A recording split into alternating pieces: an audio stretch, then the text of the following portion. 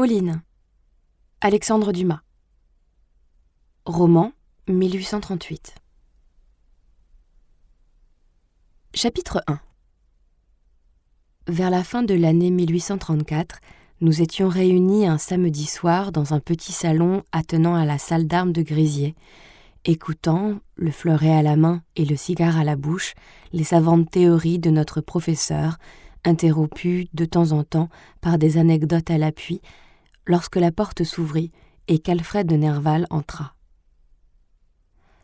Ceux qui ont lu mon Voyage en Suisse se rappelleront peut-être ce jeune homme qui servait de cavalier à une femme mystérieuse et voilée, qui m'était apparu pour la première fois à Fluenne, lorsque je courais avec Francesco pour rejoindre la barque qui devait nous conduire à la pierre de Guillaume Tell. Ils n'auront point oublié alors que, loin de m'attendre, Alfred de Nerval, que j'espérais avoir pour compagnon de voyage, avait hâté le départ des bateliers et, quittant la rive au moment où j'en étais encore éloigné de 300 pas, m'avait fait de la main un signe, à la fois d'adieu et d'amitié, que je traduisis par ces mots. « Pardon, cher ami, j'aurais grand plaisir à te revoir, mais je ne suis pas seule et... » À ceci, j'avais répondu par un autre signe qui voulait dire « Je comprends parfaitement ». Et je m'étais arrêtée et inclinée en marque d'obéissance à cette décision si sévère qu'elle me parut. De sorte que, faute de barque et de batelier, ce ne fut que le lendemain que je pus partir. De retour à l'hôtel, j'avais alors demandé si l'on connaissait cette femme, et l'on m'avait répondu que tout ce qu'on savait d'elle, c'est qu'elle paraissait fort souffrante et qu'elle s'appelait Pauline. J'avais oublié complètement cette rencontre lorsqu'en allant visiter la source d'eau chaude qui alimente les bains de Pfeffers, je vis venir, peut-être se le rappellera-t-on encore, sous la longue galerie souterraine, Alfred de Nerval, donnant le bras à cette même femme que j'avais déjà entrevue à Fluellen et qui, là, m'avait manifesté son désir de rester inconnue de la manière que j'ai racontée. Cette fois encore, elle me parut désirer garder le même incognito, car son premier mouvement fut de retourner en arrière. Malheureusement, le chemin sur lequel nous marchions ne permettait de s'écarter ni à droite ni à gauche. C'était une espèce de pont composé de 2 planches humides et glissantes qui, au lieu d'être jetées en travers d'un précipice, au fond duquel grondait la Tamina sur 40 pieds à peu près au-dessus du torrent, soutenues par des poutres enfoncées dans le rocher. La mystérieuse compagne de mon ami pensa donc que toute fuite était impossible. Alors, prenant son parti, elle baissa son voile et continua de s'avancer vers moi. Je racontai alors la singulière impression que me fit cette femme blanche et légère comme une ombre, marchant au bord de l'abîme, sans plus paraître s'en inquiéter que si elle appartenait déjà à un autre monde. En la voyant s'approcher, je me rangeai contre la muraille afin d'occuper le moins de place possible. Alfred voulut la faire passer seule, mais elle refusa de quitter son bras, de sorte que nous nous trouvâmes un instant à 3 sur une largeur de 2 pieds tout au plus. Mais cet instant fut prompt comme un éclair. Cette femme étrange, pareille à une de ces fées qui se penchent au bord des torrents et font flotter leur échappe dans l'écume des cascades, s'inclina sur le précipice et passa comme par miracle, mais pas si rapidement encore que je ne pusse entrevoir son visage calme et doux, quoique pâle et amaigri par la souffrance. Alors il me sembla que ce n'était point la première fois que je voyais cette figure. Il s'éveilla dans mon esprit un souvenir vague d'une autre époque, une réminiscence de salons, de bals, de fêtes. Il me semblait que j'avais connu cette femme au visage si défait et si triste aujourd'hui, joyeuse, rougissante et couronnée de fleurs, emportée au milieu des parfums et de la musique dans quelques valses langoureuses ou quelques galops bondissants. Où cela ? Je n'en savais plus rien. À quelle époque ? Il m'était impossible de le dire. C'était une vision, un rêve, un écho de ma mémoire qui n'avait rien de précis et de réel et qui m'échappait, comme si j'eusse voulu saisir une vapeur. Je revins en me promettant de la revoir, dussé-je être indiscret pour parvenir à ce but. Mais, à mon retour, quoique je n'eusse été absent qu'une demi-heure, ni Alfred ni elle n'étaient déjà plus au bain de Pfeffers. 2 mois s'étaient écoulés depuis cette seconde rencontre. Je me trouvais à Baveno, près du lac Majeur. C'était par une belle soirée d'automne. Le soleil venait de disparaître derrière la chaîne des Alpes et l'ombre montait à l'Orient, qui commençait à se parsemer d'étoiles. La fenêtre de ma chambre donnait d'un plein pied sur une terrasse toute couverte de fleurs. J'y descendis et je me trouvais au milieu d'une forêt de lauriers roses, de myrtes et d'orangers. C'est une si douce chose que les fleurs, que ce n'est point assez encore d'en être entouré. On veut en jouir de plus près, et quelque part qu'on en trouve, fleurs des champs, fleurs de jardin, l'instinct de l'enfant, de la femme et de l'homme est de les arracher à leurs tiges et d'en faire un bouquet dont le parfum les suive et dont l'éclat soit à eux. Aussi ne résistai-je pas à la tentation. Je brisai quelques branches embaumées et j'allais m'appuyer sur la balustrade de granit rose qui domine le lac, dont elle n'est séparée que par la grande route qui va de Genève à Milan. J'y fus à peine que la lune se leva du côté de Sesto et que ses rayons commencèrent à glisser au flanc des montagnes qui bornaient l'horizon et sur l'eau qui dormait à mes pieds, resplendissante et tranquille comme un immense miroir. Tout était calme. Aucun bruit ne venait de la terre, du lac ni du ciel, et la nuit commençait sa course dans une majestueuse et mélancolique sérénité. Bientôt, d'un massif d'arbres qui s'élevait à ma gauche et dont les racines baignaient dans l'eau, le chant d'un rossignol s'élança, harmonieux et tendre. C'était le seul son qui veilla. Il se soutint un instant, brillant et cadencé, puis tout à coup il s'arrêta à la fin d'une roulade. Alors, comme si ce bruit en eût éveillé un autre d'une nature bien différente, le roulement lointain d'une voiture se fit entendre, venant de Domodossola, puis le chant du rossignol reprit, et je n'écoutais plus que l'oiseau de Juliette. Lorsqu'il cessa, j'entendis de nouveau la voiture plus rapprochée. Elle venait rapidement. Cependant, si rapide que fût sa course, mon mélodieux voisin eut encore le temps de reprendre sa nocturne prière. Mais cette fois, à peine eut-il lancé sa dernière note, qu'au tournant de la route j'aperçus une chaise de poste qui roulait, emportée par le galop de 2 chevaux, sur le chemin qui passait devant l'auberge. À 200 pas de nous, le postillon fit claquer bruyamment son fouet, afin d'avertir son confrère de son arrivée. En effet, presque aussitôt la grosse porte de l'auberge grinça sur ses gonds, et un nouvel attelage en sortit. Au même instant, la voiture s'arrêta au-dessous de la terrasse, à la balustrade de laquelle j'étais accoudée. La nuit, comme je l'ai dit, était si pure, si transparente et si parfumée que les voyageurs, pour jouir des douces émanations de l'air, avaient abaissé la capote de la calèche. Ils étaient 2, un jeune homme et une jeune femme. La jeune femme, enveloppée dans un grand châle ou dans un manteau, et la tête renversée en arrière sur le bras du jeune homme qui la soutenait. En ce moment, le postillon sortit avec une lumière pour allumer les lanternes de la voiture. Un rayon de clarté passa sur la figure des voyageurs et je reconnus Alfred de Nerval et Pauline. Toujours lui et toujours elle. Il semblait qu'une puissance plus intelligente que le hasard nous poussait à la rencontre les uns des autres. Toujours elle, mais si changée encore depuis Pfeffer, si pâle, si mourante, que ce n'était plus qu'une ombre, et cependant ses traits flétris rappelèrent encore à mon esprit cette vague image de femme qui dormait au fond de ma mémoire et qui, à chacune de ses apparitions, montait à sa surface et glissait sur ma pensée comme sur le brouillard d'une rêverie d'océan. J'étais tout près d'appeler Alfred, mais je me rappelais combien sa compagne désirait ne pas être vue. Et pourtant, un sentiment de si mélancolique pitié m'entraînait vers elle que je voulus qu'elle sût du moins que quelqu'un priait pour que son âme tremblante et prête à s'envoler n'abandonnât pas si tôt avant l'heure le corps gracieux qu'elle animait. Je pris une carte de visite dans ma poche, j'écrivis au dos avec mon crayon « Dieu garde les voyageurs, console les affligés et guérisse les souffrants ».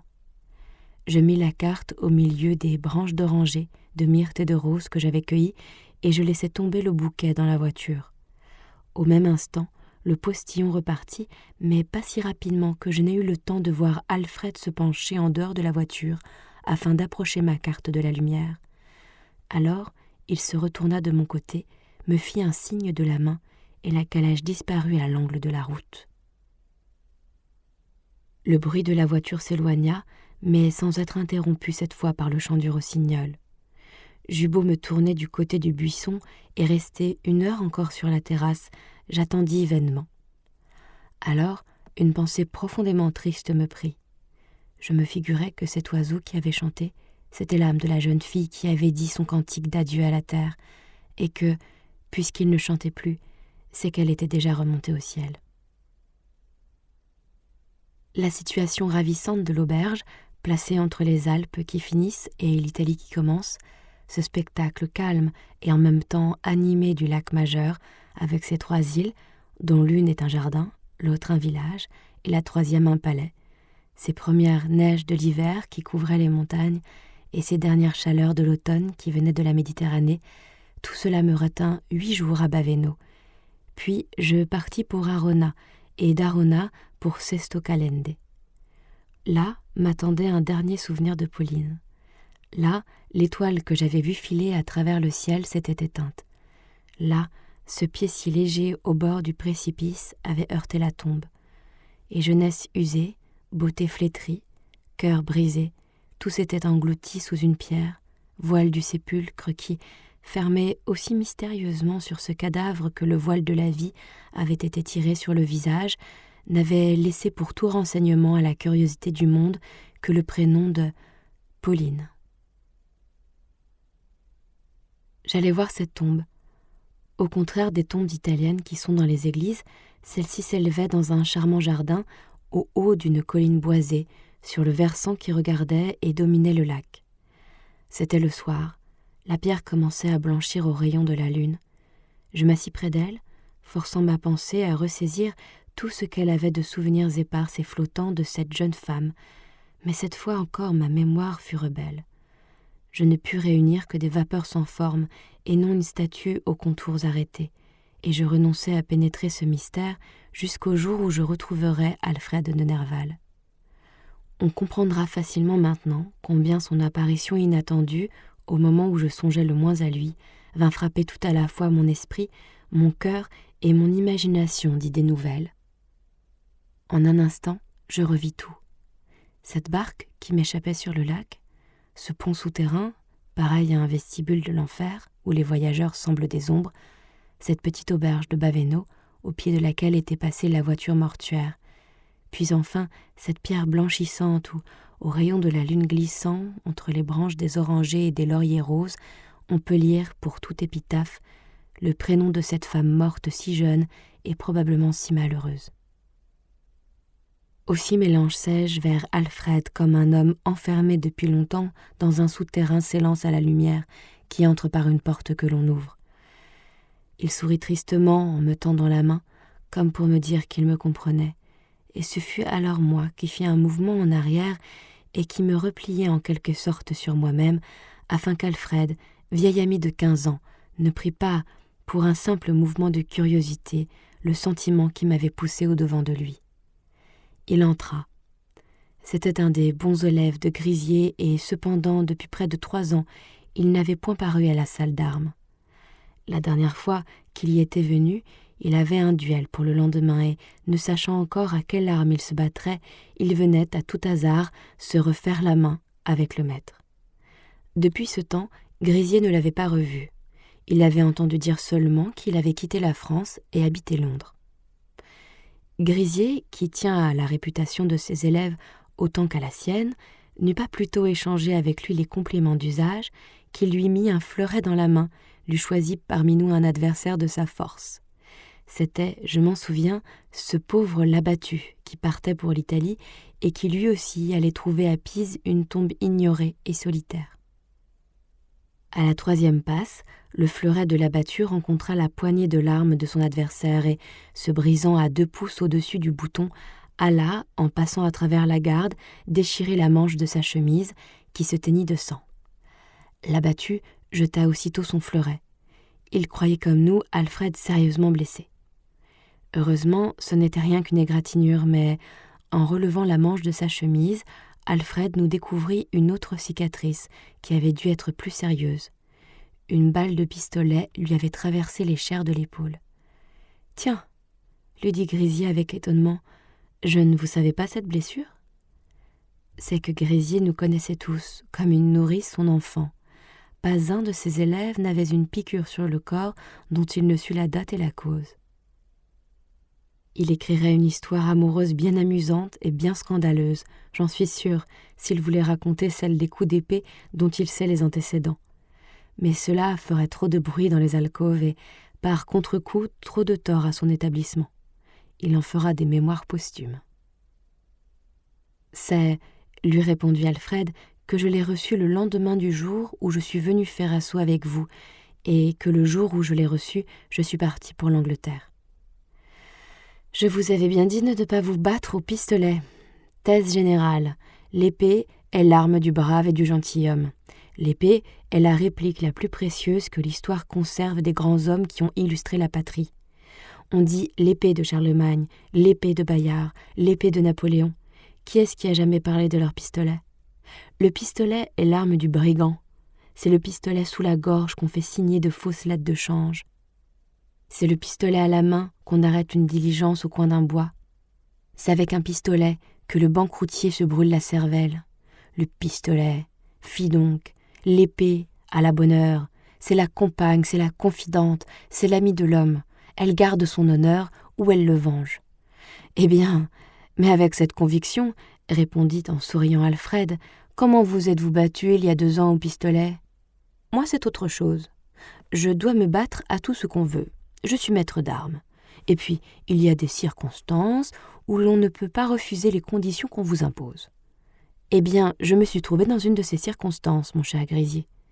Et vous voyez que je ne m'en suis pas mal tiré. Oui, avec une balle dans l'épaule. Cela valait toujours mieux qu'une balle dans le cœur. Et peut-on savoir la cause de ce duel ?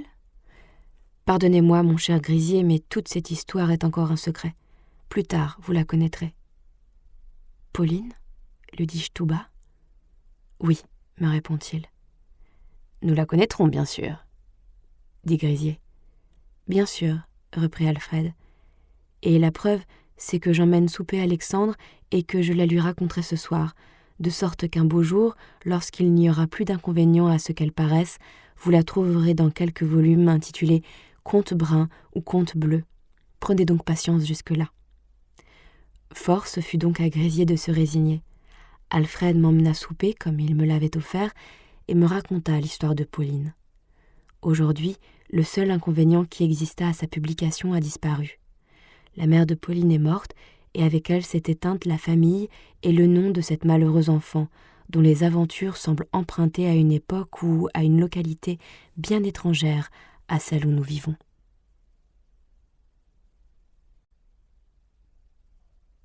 Chapitre 2. Tu sais, me dit Alfred, que j'étudiais la peinture lorsque mon brave homme d'oncle mourut et nous laissa à ma sœur et à moi chacun 30 000 livres de rente. Je m'inclinai en signe d'adhésion à ce que me disait Alfred, et de respect pour l'ombre de celui qui avait fait une si belle action en prenant congé de ce monde. Dès lors, continua le narrateur, je ne me livrai plus à la peinture comme à un délassement. Je résolus de voyager, de voir l'Écosse, les Alpes, l'Italie.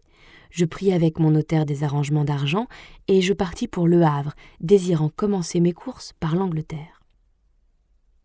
Au Havre, j'appris que Dauzat et Jadin étaient de l'autre côté de la Seine, dans un petit village nommé Trouville. Je ne voulus pas quitter la France sans serrer la main à 2 camarades d'atelier. Je pris le paquebot, 2 heures après j'étais à Honfleur, et le lendemain matin à Trouville. Malheureusement, ils étaient partis depuis la veille.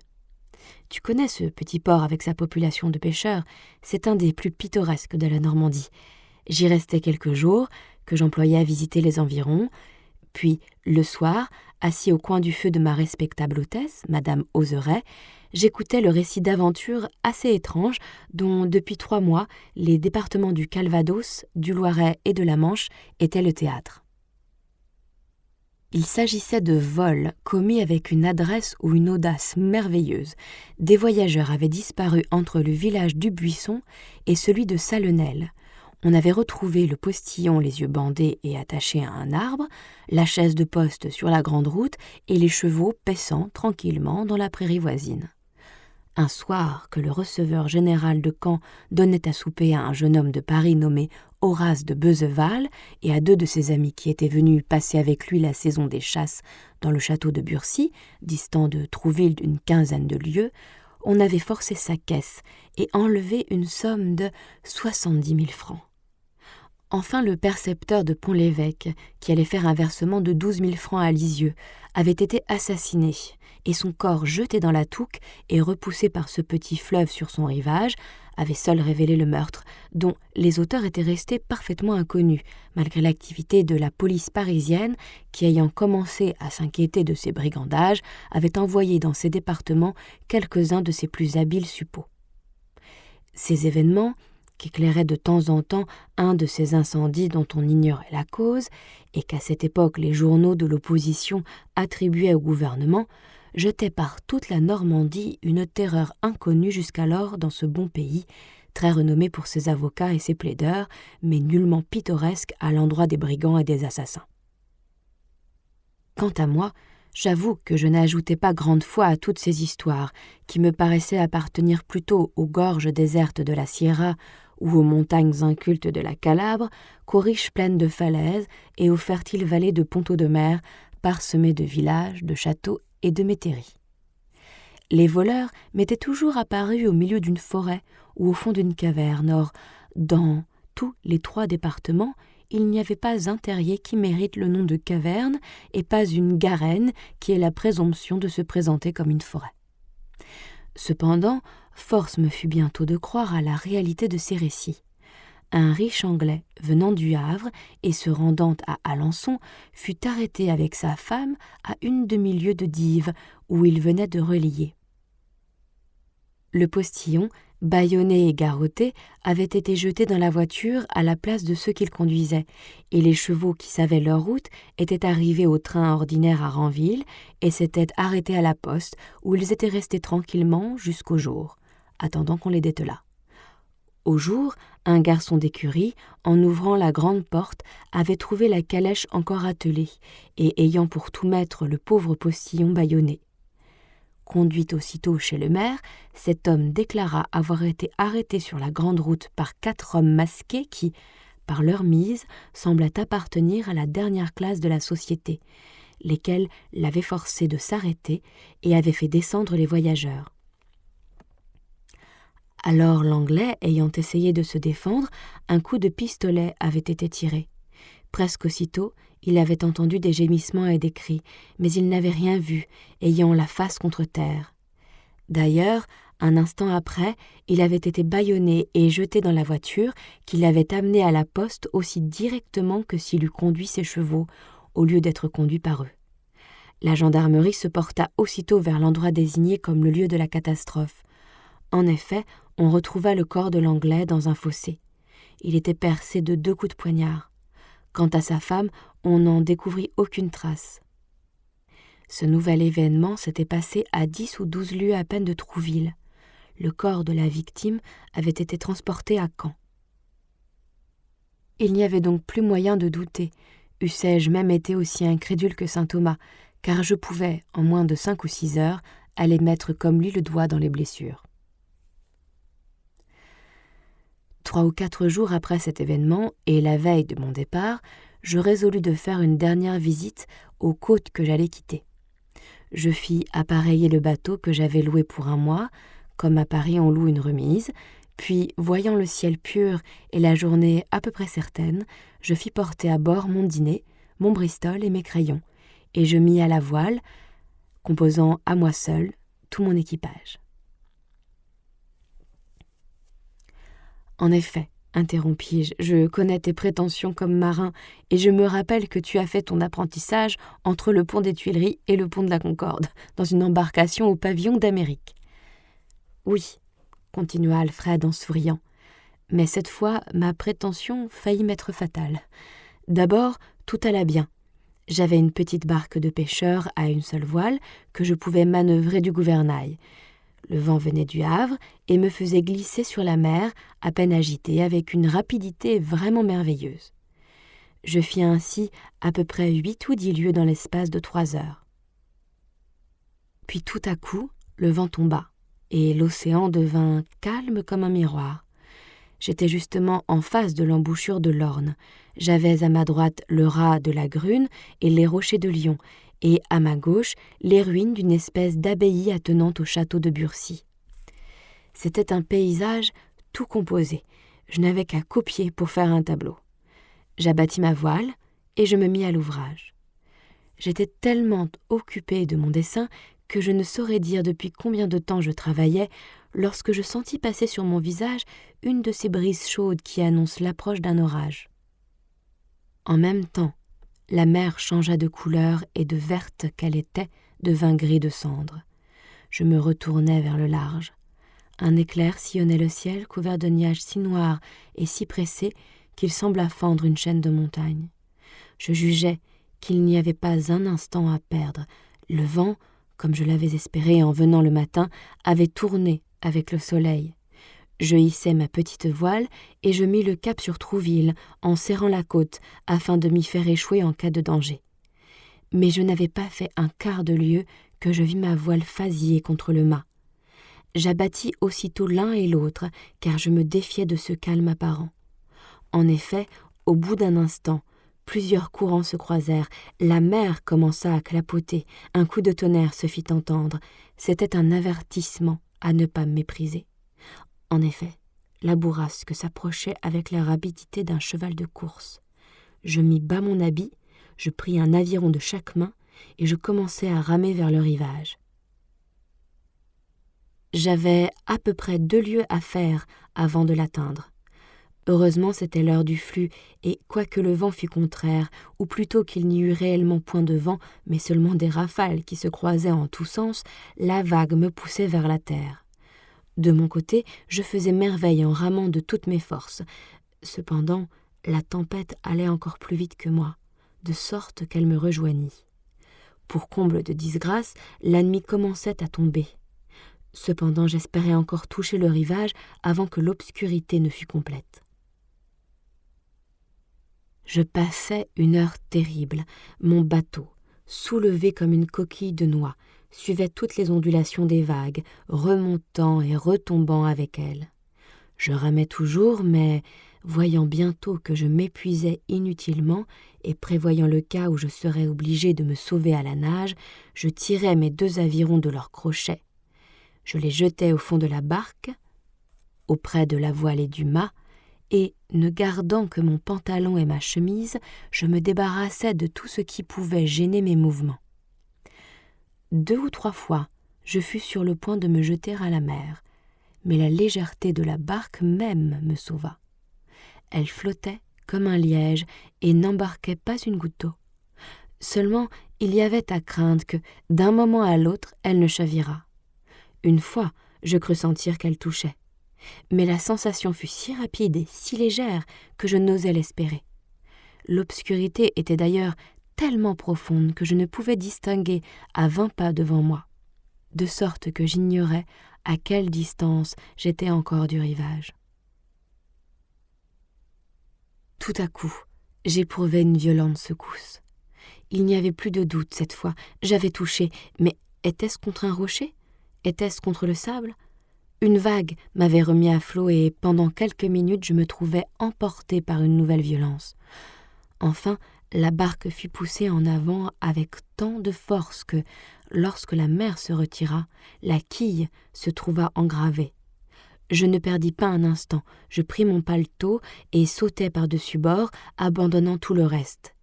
J'avais de l'eau seulement jusqu'aux genoux et, avant que la vague, que je voyais revenir comme une montagne, ne m'eût rejoint, j'étais sur la grève. Tu comprends que je ne perdis pas de temps. Je mis mon paletot sur mes épaules et je m'avançai rapidement vers la côte. Bientôt, je sentis que je glissais sur ces cailloux ronds qu'on appelle du galet et qui indiquent les limites du flux. Je continuais de monter quelque temps encore. Le terrain avait de nouveau changé de nature. Je marchais dans ces grandes herbes qui poussent sur les dunes. Je n'avais plus rien à craindre, je m'arrêtais. C'est une magnifique chose que la mer vue la nuit à la lueur de la foudre et pendant une tempête. C'est l'image du chaos et de la destruction. C'est le seul élément à qui Dieu ait donné le pouvoir de se révolter contre lui en croisant ses vagues avec ses éclairs. L'océan semblait une immense chaîne de montagnes mouvantes, aux sommets confondus avec les nuages et aux vallées profondes comme des abîmes. À chaque éclat de tonnerre, une lueur blafarde serpentait de ses cimes à ses profondeurs et allait s'éteindre dans des gouffres aussitôt fermés qu'ouverts, aussitôt ouverts que fermés. Je contemplais avec une terreur pleine de curiosité ce spectacle prodigieux que Vernet voulut voir et regarda inutilement du mât du vaisseau où il s'était fait attacher. Car jamais pinceau humain n'en pourra rendre l'épouvantable, grandiose et la terrible majesté. Je serais resté toute la nuit, peut-être, immobile, écoutant et regardant, si je n'avais senti tout à coup de larges gouttes de pluie fouetter mon visage. Quoique nous ne fussions encore qu'au milieu de septembre, les nuits étaient déjà froides.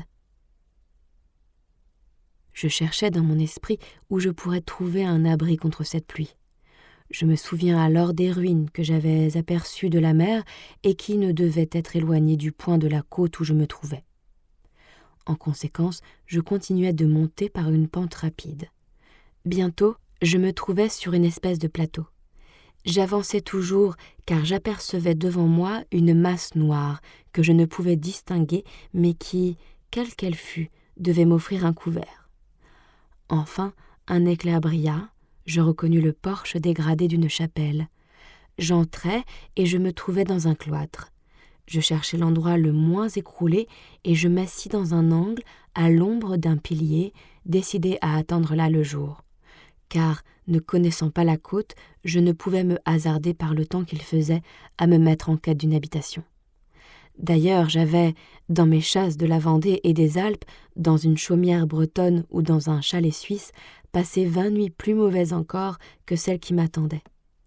La seule chose qui m'inquiéta était un certain tiraillement d'estomac qui me rappelait que je n'avais rien pris depuis 10 heures du matin, quand tout à coup je me rappelais que j'avais dit à Madame Oseret de songer aux poches de mon paletot. J'y portais vivement la main. Ma brave hôtesse avait suivi ma recommandation. Je trouvais dans l'une un petit pain et dans l'autre une gourde pleine de rhum. Nous espérons que vous avez apprécié cet aperçu. Pour continuer à écouter ce livre audio sur Google Play Livres, utilisez le lien dans la description de la vidéo.